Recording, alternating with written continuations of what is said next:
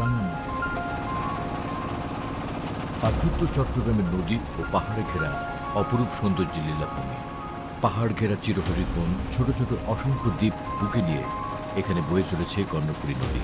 পাহাড় আর নদীকে কেন্দ্র করে গড়ে উঠেছে ছোট ছোট পাহাড়ি জনগোষ্ঠী।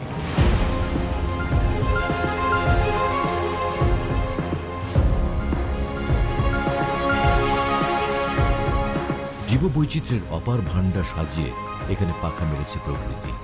এই প্রকৃতি ও জীবনকে নিখুঁতভাবে জানার উদ্দেশ্যে নদী ও জীবনের সন্ধানের শিরোনামে 2015 সালে ইসাবেলা ফাউন্ডেশনের প্রথম গবেষণাধর্মী অভিযাত্রা পরিচালনা করা হয়।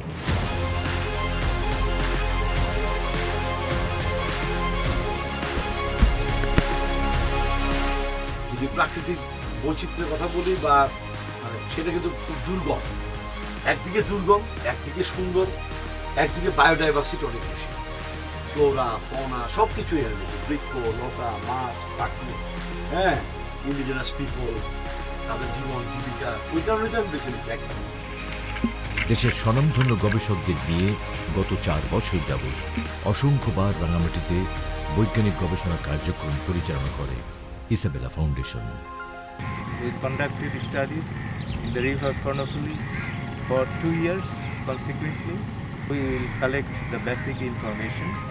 What are the biological diversity, the species diversity, and ecotone as well as ecosystem diversity exist in Borkol Forest Reserve. We can see a mound of silt created by the annelids to make the forest floor oxygenated. By their feeding habit, they are digging the mud and soil. Through their excreta, they are creating a small mound. This tree fern, you can see lot of insects. They have the antennules, thorax, and the color is very brilliant. So this is at the base of the forest floor. They are acting as a prey of different predators like amphibians, reptiles and birds. Lots of ferns, moss and lichens grows just on the wall of the stones. This is the unique feature of evergreen forest. Through this stony hilly stream, the fresh water runs and mixed into the Karnafuli river, and we noticed hundreds of hilly streams within the Borkol Reserve Forest supporting the Karnafuli river and its navigation during the winter season. গবেষণা ও অনুসন্ধানে এখানে দেখা মেলে অজস্র পাখি, সরীসৃপ, বন্যপ্রাণী, মাছ, শতবর্ষী গাছের সমন্বয়ে আরও নানা রকম জীববৈচিত্র্য।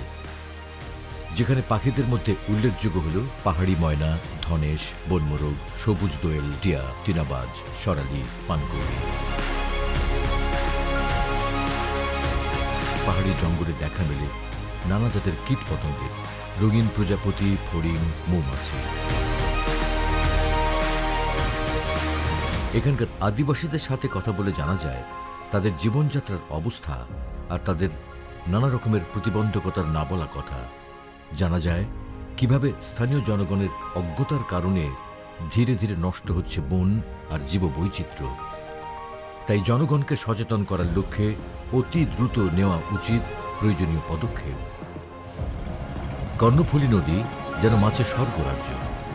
এখানে দেখা মেলে ছোট বড় বিভিন্ন প্রজাতির মাছের, মহাশোল, বাঘা আইর, কালিবাউস, চাপিলা, রুই, মৃগেল, পাবদা, বাইন।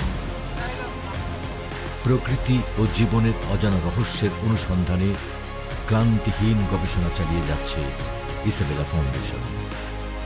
যে জ্ঞানের আলোকে সমৃদ্ধশালী হবে প্রকৃতি আর উদ্ভাসিত হবে মানুষের কল্যাণকর জীবন।